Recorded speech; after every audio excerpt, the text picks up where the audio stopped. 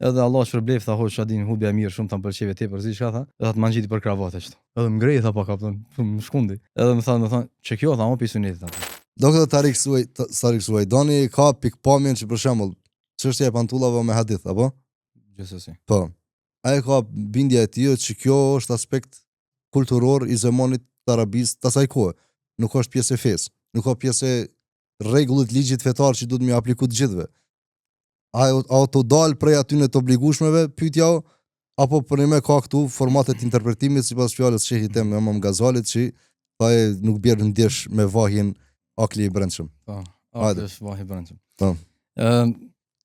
Unë ndryshe nuk e di këto që pas ka thonë Tariq Suajdani, më thonë nuk ka nevojë me lidh me kulturë, po mendoj unë që çështje. Okay. Për arsye se pse çka thon për të përgjigjen drejt për të. Pse kisha menduar që nuk është kulturë kjo.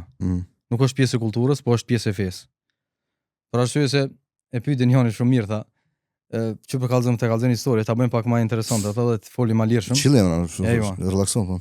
Kallëzon një hoxh një histori tha, e majta hutbën e xumos, sa unë kam adet në hutbën Amerika. Kam adet dal tha hem me tesha kata, kupton, me kravat.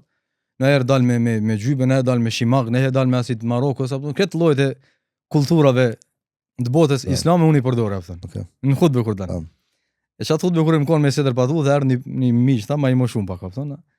Edhe Allah shpërblef tha hoç adin hutbja e mirë shumë ta pëlqeve tepër si çka tha. Edhe të mangjiti për kravatë kështu. Edhe më ngrej tha pak aftën, më shkundi. Edhe më tha, çe kjo tha, mo pi sunetit aftën. Ç'kjo? Kjo është sunet që kjo, kravata që ke buti. Ai në teshat Pakistanit, si janë, ai miqja aty më si kapuçit e Afganistanit. Edhe tha, unë të janë gjitha thon lastek të gasheve të vogla. Si mbrëmë.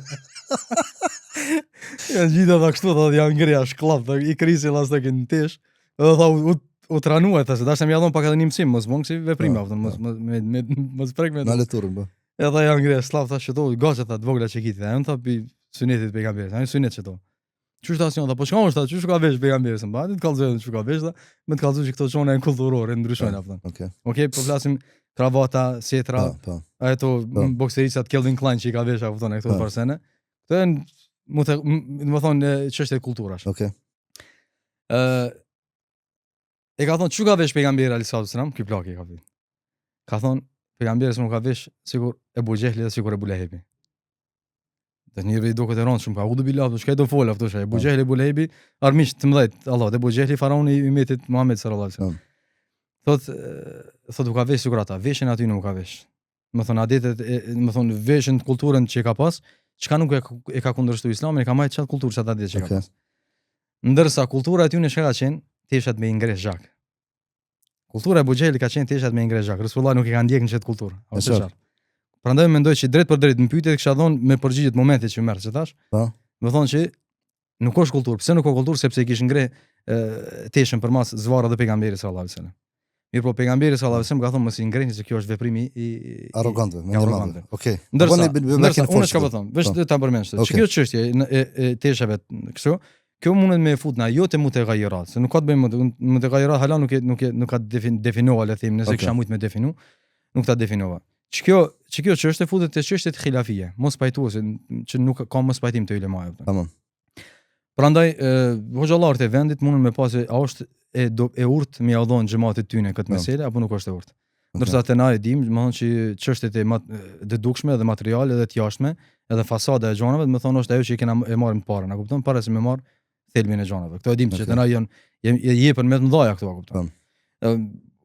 Mendoj që jemi me një kohë vëlla që nuk mund me kallëzu se çka mund me fol njerëz se çka mund mos me fol atë. Është një zaman që secili ka një medium vetin, një kamerë vetën, një kanal vetën, edhe secili mundet me fol idenë që ka vetën. Mirë po me bë matës, me bë vlerësues, me kallëzu që njërin çfarë gjendje është, nuk ka rregull. Për arsye se çysh ai thotë që ti nuk je në rregull që nuk pi shkruton, ti shumë thjesht mund të thon, unë jam në rregull se e kam filan alimin për bazë apo kupton.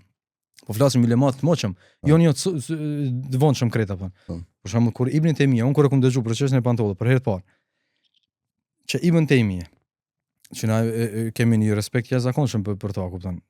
E quajnë muhaqqiq, njëri i cili i ka revision që bjen I ka revise. i ka revise, po çish më thon shqip, Ka rishikuar. i ka rishikuar krejt mendimet e ulemave, qëndrimet e tyre sene, edhe ka bë si më thon studime dhe vlerësime edhe përfundime të veta.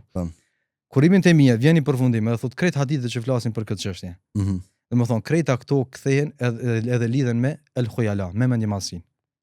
Me mendimallësi. E lidh drejt për drejt. Dëgjoj, krejt ato lidhen me mendimallësinë. Okej. Rroba e cila nuk shohet pi mendimallësisë, thotë është nuk e rroki hadith. Po, unë pyetash po të kallëzoj për vit. Unë kur kom dëgjuar shtok më thon ka dalë bab dashin. Dhe ky ja paska. Po, mirë po, unë në vetën time jo mundu me praktikuar ato se mund ka fjet zemra tjetra. Që e kom përmend sta. E kuptoj po. Me edhe po të jap si kështu për shikues. Me të kallëzuar që okay, mund flen zemra, dikun tjetër më ka fjet. Nëse diku ja merr mendja qëndrimin tim me edit, unë ja jap qëndrimin tim shikon. Amo kur asnjëherë nuk mundem me bëj çtoni çështje. Ej valla, çu tu dashta me dalun në këtë projekta këtu se